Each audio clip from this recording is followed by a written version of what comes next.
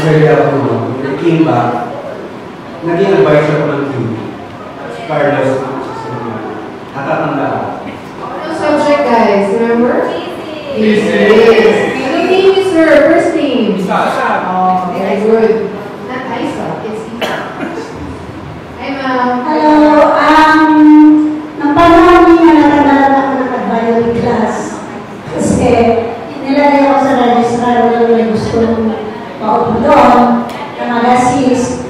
Hanggang sa ako'y pinamalan sa susunod na principal. Kahit gusto kong mag-full-time teacher. As a good solidarity ko na, I have to stay put. Well, anyway,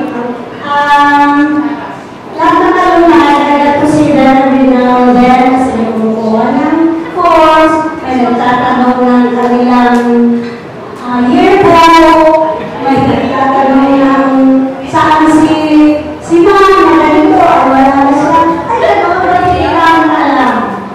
Pero ngayon na meron tayong Facebook, maybe you can already get all kinds of information from the Facebook. That's the beauty of technology. Diba? Jason!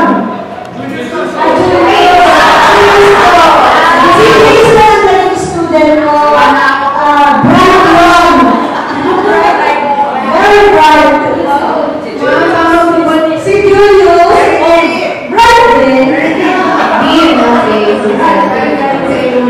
Thank you. Thank you for the invitation. Alam mo ba, ang teacher na na-recognize, kaya magaling, hindi, kaya beauty, kaya mataba kaya, anong naman ay banal na kami sa lahat. Yun na naman ang nagtubo namin kayo, makita kayong successful, yung makita kayo na kayo ay nasa head ng isang